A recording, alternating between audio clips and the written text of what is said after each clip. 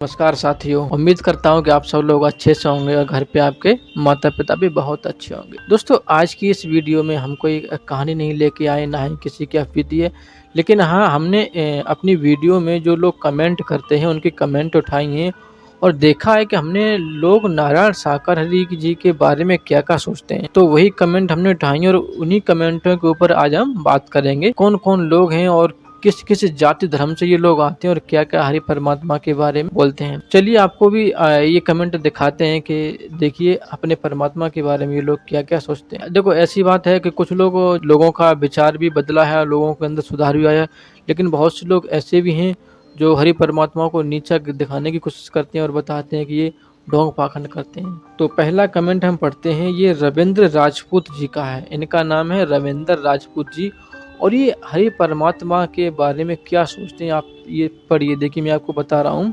इनका कहना है कि इसका पेशाब किस किसने पिया है अमृत के रूप में। ये कहने को तो रविंद्र राजपूत जी हैं और ये इस तरीके से घटिया बात कर रहे हैं कि क्या विचार होंगे इनकी, क्या मानसिकता है इनकी, क्या इनके माता पिता ने इनको संस्कार दिए होंगे कि इस तरीके से ये सोचते हैं। बताइए। देखो, इस संसार में हर किसी को अपना हक होता है, वो उसे मानता है, फॉलो करता है। हर कोई इंसान अपने अपने धर्म को मानता है, हर किसी की आस्था होती है, लेकिन आप हो कौन किसी की आस्था के ऊपर उंगली उठाने वाले। जो है ना, अगर किसी के यहाँ जाता है, किसी की बाणी को सुनता है, किसी के सत्संग में जाता है, तो उसे कुछ न कुछ तो फ़ायदा हो रहा होगा, तभी तो वह वहाँ जा रहा है, वरना वह क्यों जाए। लेकिन आप इस तरीके से घटिया बात करेंगे, हमें ये उम्मीद नहीं थी रविंद्र जी। तो उम्मीद करता हूँ कि आज के बाद आप ऐसा कमेंट नहीं करेंगे और एक बार मेरी आपसे हाथ जोड़कर विनती है, हरि परमात्मा के वचनों को ध्यान से सुनो और उनके सत्य के साथ में जाकर के एक बार देख लो, आपको पता चल जाएगा कि वहाँ पर हर जाति हर धर्म के लोग आते हैं। अगला कमेंट दिया है प्रदीप यादव जी ने किया है कि आप हरे क्यों बन रहे हो भाई। ये मुझसे कह रहे हैं कि आप हरे क्यों बन रहे हो। प्रदीप यादव जी, पहले आपको यही नहीं बोलना चाहिए था कि मेरे बारे में आपको ये मुझे हरि नहीं बताना चाहिए। ये आपने बहुत गलत बोला है। देखो, हरि परमात्मा तो परमात्मा है, हम सब मानते हैं, लेकिन मैं हरि नहीं बन रहा हूँ। मैं तो उनका एक दास हूँ। उनकी जो है ना उनका एक लक्ष्य है हरि परमात्मा के मानव धर्म को अपनाओ। बस वही में जो है ना लोगों को, मतलब जो लोग सत्य के साथ में जाते हैं और मतलब ये सोचने लगते हैं कि सत्य के साथ में जाने से कुछ नहीं होता है, तो जिन लोगों को फ़ायदा हुआ, जिनकी अफवीती आई है, जो लोग बताते हैं कि मुझे फ़ायदा हुआ है, ये फ़ायदा हुआ, तो उनकी कहानियाँ अफवीती हम आपको बताते हैं। तो लोग जब सुनते हैं तो उनको अंदर एक ऊर्जा सी जागृत होती है, तो वो लोग फिर से हरि परमात्मा के इसके वचनों का पालन करते हैं। ये इस तरीके से आपको नहीं बोलना। अगला कमेंट दिया है विनय यादव जी ने और ये कह रहे हैं कि ये नौटंकी से तू जरूर फेमस हो जाएगा। विनय यादव जी, मैं ऐसी आखिर क्या नौटंकी कर रहा हूँ जो आप कह रहे हो कि इस नौटंकी से तू जरूर फेमस हो जाएगा।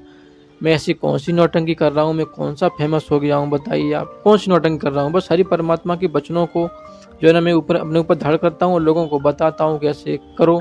मैं इसमें फेमस नौटंकी करने वाली क्या बात कर रहा हूँ। ये तो आपको लगता होगा कि मैं नौटंकी कर रहा हूँ या हरि परमात्मा की नौटंकी कर रही है, आपको लगता होगा, लेकिन थोड़ा सोच समझ के इस तरीके से बात नहीं की जाती। ये हैं विजय सिंह जी, एक विजय सिंह जी और कह रहे हैं कि तभी तो हाथरस कांड करा दिया बाबा जी ने, इतना समझदार होते तो फिर ऐसा क्यों करा। विजय सिंह जी, एक बात बताइए, हाथरस कांड आप फिर वही बात बोल रहे हो कि जो हाथरस में हादसा हुआ था वो हरि परमात्मा ने करा दिया। उन्होंने क्यों करा दिया, एक बात बताओ। हादसा जब होता है कहीं पर भीड़ में या ज्यादा भीड़ हो जाती है तो वो तो हादसा ही होता है, इसमें कौन करा सकता है, बताइए।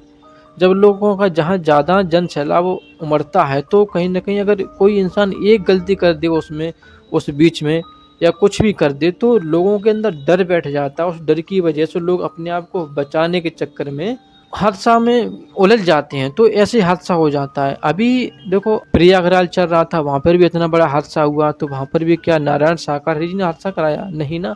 वहाँ पर जन सैलाब इतना उमड़ गया कि लोगों को अंदर डर बैठ गया कि यहाँ से कैसे बचेंगे, तो अपने बचाने के चक्कर में वो चिल्लाने लगे और उसी में जो है ना हादसा हो जाता है। मतलब भागते हैं, जब भागने का कोई रास्ता नहीं होता है तो लोग एक दूसरे के ऊपर चढ़कर निकलने की कोशिश करते हैं, तो इसी दरमियान ये हादसा हो जाते हैं। ये हादसा तो आकस्मिक हो जाते हैं, तो इस तरीके से आपको नहीं बोलना है। हरि परमात्मा में ऐसे जी का इसमें कोई दोष नहीं है। अभी देखो न्यायालय में भी उनको दोषी ठहरा दिया है कि हरि नारायण साकार हरि जी को क्लीन चिट मिल गई है, क्योंकि उनका नाम ही नहीं है, उनका कोई रोल ही नहीं होता है, क्योंकि वो तो सत्य के साथ वचन दे करके वहाँ से निकल गए थे।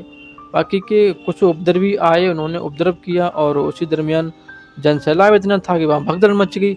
जब भगदड़ मची तो लोग अपने बचाने के चक्कर में जो है ना दूसरे को ऊपर चढ़ गए, तो इस तरीके से हादसा हो गया। विजय सिंह थोड़ा सोच समझ लिया और इस तरीके से नहीं बोलना चाहिए। राजू कुशवाहा जी हैं और ये कह रहे हैं कि डाकू लगता है मुझे, तो ये मतलब नारायण शाकाहारी जी को ये डाकू बता रहे हैं। अरे राजू कुशवाहा जी, आपको किस नज़र से आप ये कह रहे हो? आपका क्या चुरा लिया इन्होंने? आपका क्या किडनैप कर लिया जो आप इस तरीके से इनको डाकू बता रहे हैं? आपका कोई कुछ लूट लिया क्या? आपसे पैसे लूट लिया, आपका सोना जेवरात लूट लिया, आपकी ज़मीन लूट लिया, आपका क्या लूट लिया जो आप इस तरीके से इनको कह रहे हो नारायण शाकाहारी जी को कि ये डाकू लगते हैं? बताइए क्या लूट लिया?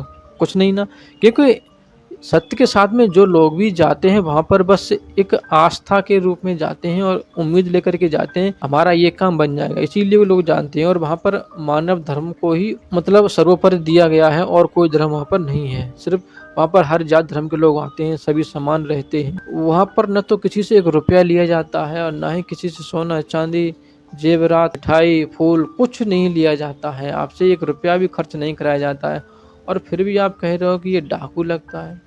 ये आपकी सोच है, थोड़ा अपनी सोच को बदलो। राजू कुशवाहा जी भाई ने लिखा है और ये कमेंट बड़ा प्यारा है भाई। ये कह रहे हैं कि मेरे तो घर वाले भैया जी बोलते हैं कि तू परमात्मा के सत्य के साथ में जाता है इसलिए बहुत परेशान रहता है। ये कह रहे हैं कि तू परमात्मा के सत्य के साथ में जाता है इसीलिए परेशान रहता है, और ये कह रहे हैं कि मैं फिर भी नारायण साकार जी के सत्य के साथ में जाता हूँ।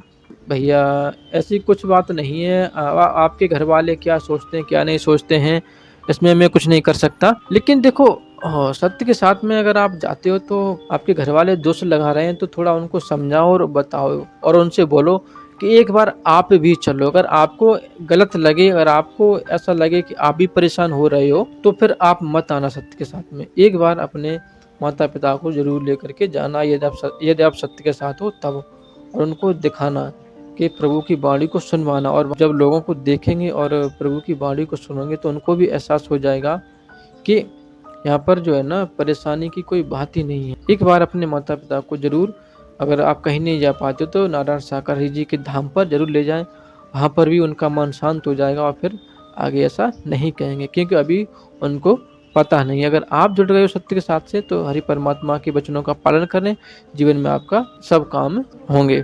एक और है भैया जी जो उन्होंने भी एक ऐसी बात कही है जो मैं आपको क्या कहूँ, ये कहने को तो अपने नाम के पीछे ठाकुर लगाते हैं।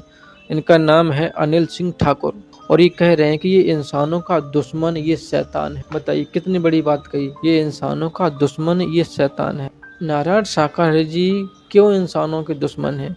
अगर इंसानों के दुश्मन होते तो करोड़ों लोग उनके अनुयायी क्यों उनको फॉलो करते हैं, क्यों उनके वचनों पर लोग चलते हैं? अगर ये शैतान है तो इनके यहाँ तो शैतान ही आकर के एक सद्बुद्धि लेकर के जाते हैं। जो लोग बिगड़े होते हैं, शैतान होते हैं, जिनके ऊपर भूत प्रेत आत्मा होती है या ढोंग पाखंड लोग करते हैं, यहाँ पर अगर आते हैं तो वे एक अच्छा रास्ता लेकर के जाते हैं, अपने जीवन में एक नई किरण लेकर के जाते हैं। और आप कह रहे हो कि ये इंसानों का दुश्मन है। क्यों दुश्मन है? हाँ, आपके ज़रूर दुश्मन हो सकते हैं, आपकी नज़रिए से दुश्मन हो सकते हैं, क्योंकि आपकी सोच इस तरीके से है कि आप जो है ना कभी पॉजिटिव सोचते ही नहीं होंगे। अगर आप अच्छा सोचोगे तो आपको अच्छा दिखाई देगा, अगर आप गलत सोचोगे तो आपको गलत ही दिखाई देगा, जैसी आपकी मानसिकता होगी। तो पहले आप खुद को झांको, खुद को देख लो कि आप क्या कह रहे हो क्या नहीं कह रहे हो, आप सच्ची हो या आप खुद झूठी हो। पहले खुद को देख लो तब आप दूसरे के ऊपर उंगली उठाओ, क्योंकि ये तो लोगों की आस्था है, लोग इनको परमात्मा मानते हैं। लेकिन आप नहीं मानते हो तो मत मानो। इसमें हम तो ये नहीं कह रहे हैं कि आप इनको परमात्मा मानो, मत मानो ना, लेकिन आप इस तरीके से इनको गाली गलौज आप शब्द भी नहीं बोल सकते हो ना, नहीं बोलना चाहिए।